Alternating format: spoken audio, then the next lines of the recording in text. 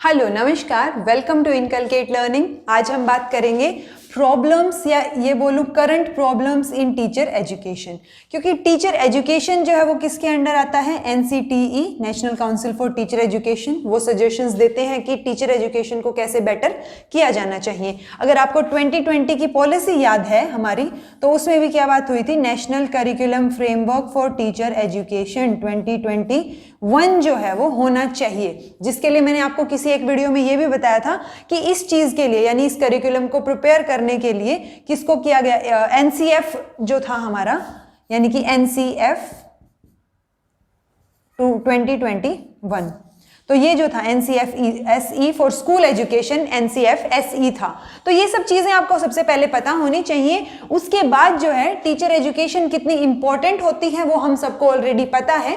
नहीं भी पता तो मैं 2 लाइन में आपको बता देती हूँ कि टीचर की एजुकेशन अगर बेटर होगी, यानी कि टीचर सफिशिएंटली क्वालिफाइड होगा, प्लस उसमें टीचर क्वालिटीज जो होनी चाहिए एक आइडियल टीचर में वो सब होंगी, तो वो क्या करेगा? बेटर तरीके से एजुकेशन को पास ऑन कर पाएगा। अगर वो बेटर तरीके से एजुकेशन को पास ऑन करेगा, यानी हम लोगों को as a learner, as a student बहुत कुछ अच्छी चीजें सीखने को मिलेंगी, जिसकी वजह से क्या होगा? हमारा ओवरऑल एजुकेशन सिस्टम जो है वो बेटर होगा। अब टीचर एजुकेशन में जो जो प्रॉब्लम्स हैं, उन प्रॉब्लम्स को जब NCTE सॉल्व करेगा तभी तो टीचर एजुकेशन बेटर होगी। तो पहले हमें प्रॉब्लम्स पता होनी चाहिए, और आज उन्हीं प्रॉब्लम से रिलेटेड हम क्या करने वाले हैं? बातचीत करने वाले हैं डिटेल में। तो इन प्रॉब्लम्स को सॉल्व करके ही हम क्या करेंगे? टीचर एजुकेशन को बेटर बनाने की कोशिश करेंगे। पहला है सिलेक्शन प्रॉब्लम। ये आप सबको पता है, जैसे सेंट्रल लेवल पे CTET जरूरी है। किसी पर्टिकुलर स्टेट ने जो है, अगर वो CTET के अलावा स्टेट टेट हम बोल देते, जैसे हरियाणा का है तो HTET, ओडिशा का है तो वो भी ओडिशा का पर्टिकुलर टेट, या फिर किसी और राजस्थान का जैसे पहले RTET होता था, जिसको कन्वर्ट करके इन्होंने REET बना दिया। तो वो ये क्या है? ये एक सिलेक्शन प्रोसीजर का फर्स्ट स्टेप है कि आपकी जो भी क्वालिफिकेशन होगी, कि आप अगर स्कूल लेवल पे पढ़ाना चाह रहे हैं एज ए टीचर, तो आपको सबसे पहले B.Ed होनी चाहिए। B.Ed के बाद ग्रेजुएशन प्लस B.Ed या पोस्ट ग्रेजुएशन प्लस B.Ed के बाद आप क्या करेंगे? ये एलिजिबिलिटी टेस्ट देंगे कि आप एक टीचर बनने के लायक हैं भी या नहीं हैं।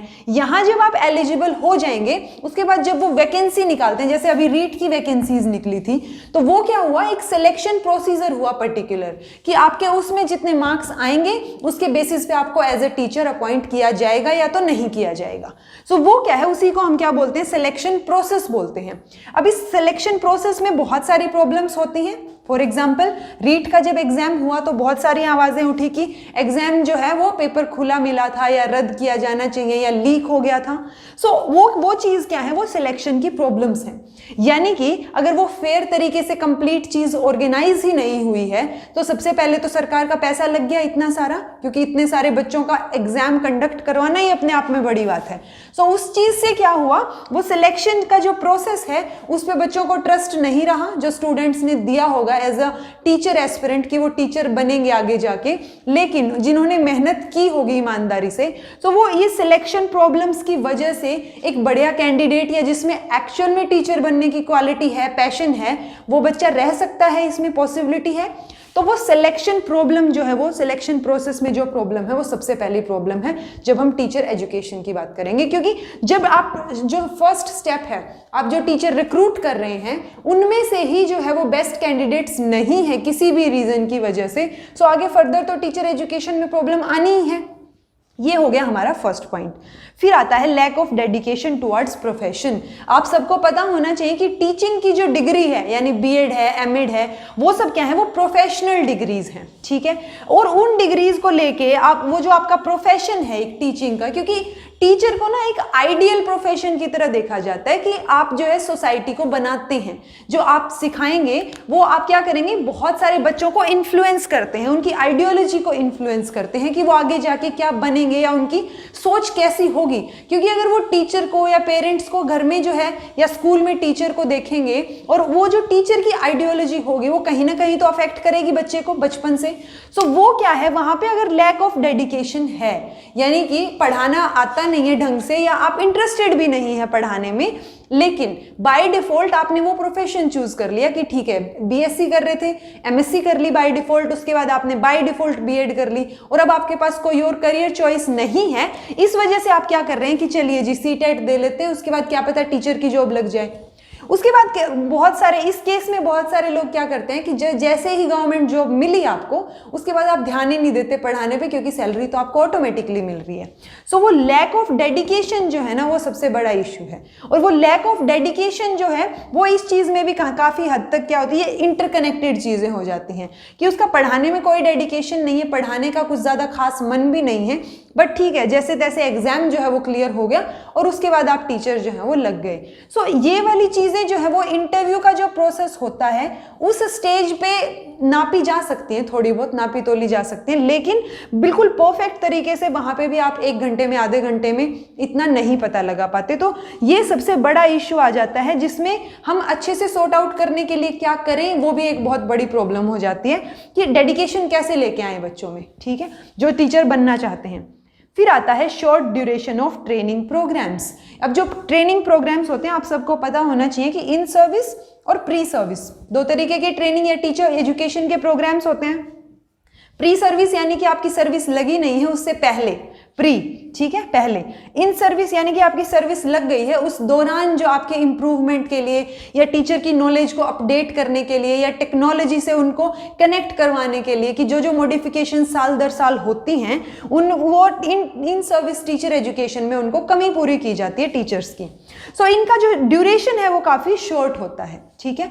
और इन सर्विस टीचर एजुकेशन की जब हम बात करते हैं तो उसमें तो और भी कम हो जाता है कि आपके जो है 7 दिन का सेमिनार लग रहा है या 5 दिन का सेमिनार लग रहा है, उसमें भी बहुत सारे टीचर्स जो है वो नहीं जाते किसी भी रीजन की वजह से, ठीक है। तो ये सबसे बड़ा इश्यू हो जाता है जो कि एनसीटीई या फिर डाइट्स जो हैं उसको सॉल्व करने का सोच सकती हैं कि किस तरीके से टीचर्स को इन्वॉल्व किया जाए।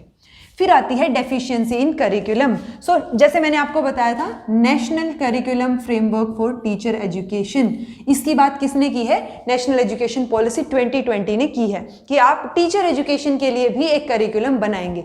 सो वो जो डेफिशिएंसी है करिकुलम की वो भी बड़ा इशू है। आपको पता ही नहीं है कि टीचर एजुकेशन में आपको किस तरीके से जो है बेटर इंप्रूवमेंट्स लेके आने हैं। सो वो क्या हो जाता है, करिकुलम उनका एक बेटर तरीके का करिकुलम होगा तभी क्या होगी, ये चीज़ें सॉल्व हो पाएंगी। सो डेफिशिएंसी है नो डाउट करिकुलम में। फिर आता है unhealthy financial situations of college of education, यानी एजुकेशन के जितने भी कॉलेजेस हैं, एजुकेशन कॉलेजेस से हमारा मतलब क्या हो जाता है, बीएड एमएड के कॉलेजेस, ठीक है। तो वो उनमें क्या इशू हो जाएगा कि उनको ढंग से फाइनेंशियल हेल्प जो है वो मिल ही नहीं रही है, फंड्स जो है उनको ढंग से नहीं मिल रहे हैं। बीएड को जो है वो बाय डिफॉल्ट ले लिया जाता है कि आप जो है सिर्फ आपकी प्रेजेंस शो की जा रही है क्लास में, लेकिन आप जा नहीं रहे हैं, नॉन रेगुलर या नॉन अटेंडिंग जिसको बोल देते हैं। सो वो क्या हो जाता है कि एक तो फाइनेंशियल हेल्थ जो अच्छी है ही नहीं डिग्री कॉलेजेस की, सो वो सबसे बड़ा इशू हो जाएगा, क्योंकि अगर वहाँ पे टीचर्स या फैसिलिटीज़ अच्छी नहीं है, चाहे वो रिसोर्स के रूप में हो या फिर फाइनेंशियल सिचुएशन के बेसिस पे हो, तो वो क्या करेगी, टीचर एजुकेशन पे काफ़ी इम्पैक्ट डालेगी। क्योंकि अगर कोई बहुत अच्छा सा बड़ा सा कॉलेज है तभी तो हम जाना प्रेफर करते हैं उस चीज़ में कि आप इंटरेस्ट के साथ जो है वो जा रहे हैं पढ़ने के लिए। लेकिन जब फाइनेंशियल हेल्थ जो है वो सही नहीं है किसी भी एजुकेशनल इंस्टीट्यूशन की, सो फिर चीज़ें गड़बड़ाने लगती हैं उस टाइम पे। अब आता है globalisation and erosion of values, यानी कि जो हमें सबको पता है कि हर चीज़ के प्रो एंड कॉन्स होते हैं, यानी नेगेटिव और पॉजिटिव इफेक्ट हर चीज़ का होता है। तो जो ग्लोबलाइजेशन हुआ है या प्राइवेटाइजेशन, ग्लोबलाइजेशन, इन सब का नेगेटिव इफेक्ट जो है वो भी किस पे पड़ता है, एजुकेशन पे पड़ता है, और एजुकेशन पे पड़ रहा है तो टीचर एजुकेशन पे भी होगा। सो वो नेगेटिव इफेक्ट्स जो हैं उनकी वजह से वैल्यूज जो है वो इरोडेड होती जा रही हैं। फॉर एग्जाम्पल बहुत सारे गवर्नमेंट स्कूल के टीचर्स आपने देखे होंगे या आपके आसपास आप कभी ऑब्जर्व कीजिएगा, वो गवर्नमेंट, आप सबको पता है आरटीई एक्ट 2009 के अकॉर्डिंग गवर्नमेंट टीचर ट्यूशन नहीं पढ़ा सकता, लेकिन स्टिल वो प्राइवेट ट्यूशन पढ़ाते हैं या किसी जो है कोचिंग में देने जाते हैं क्लासेस जो हैं। तो वो क्या आ जाता है, वो वैल्यू का इरोजन है, यानी कि एथिकल वैल्यूज या मोरल वैल्यूज आप में ढंग से बची ही नहीं है।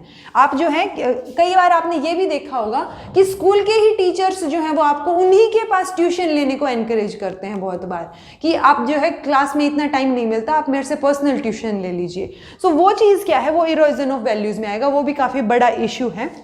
इन सब चीज़ों के लिए, इन सब प्रॉब्लम्स के लिए सबसे पहले हमें पता होनी चाहिए कि टीचर की क्वालिटीज़ होती क्या हैं, कि एक्चुअल में अगर एक टीचर आपने बनना है तो आप में कौन कौन सी क्वालिटीज़ होनी चाहिए, किस तरीके की क्वालिटीज़ आप अपने आप में डेवलप कर सकते हैं, अगर थोड़ी बहुत कमी भी है तो वो ये जो है हम नेक्स्ट वीडियो में करेंगे, टीचर की जो क्वालिटीज़ हैं। उसके अलावा ये हमने कंप्लीट बात की प्रॉब्लम्स की, कि आजकल प्रॉब्लम्स क्या चल रहे हैं, करंट प्रॉब्लम्स टीचर एजुकेशन में, ताकि इन प्रॉब्लम्स को सॉल्व करके हम क्या कर सकें, टीचर एजुकेशन को बेटर बना सकें। So this was all about today. ये हमने प्रॉब्लम्स इन टीचर एजुकेशन की बात की। अगर आपको वीडियो इन्फॉर्मेटिव लगी हो, हेल्पफुल लगी हो, तो लाइक, शेयर और सब्सक्राइब जो आप इनकलकेट लर्निंग को कर सकते हैं। Thank you so much for watching.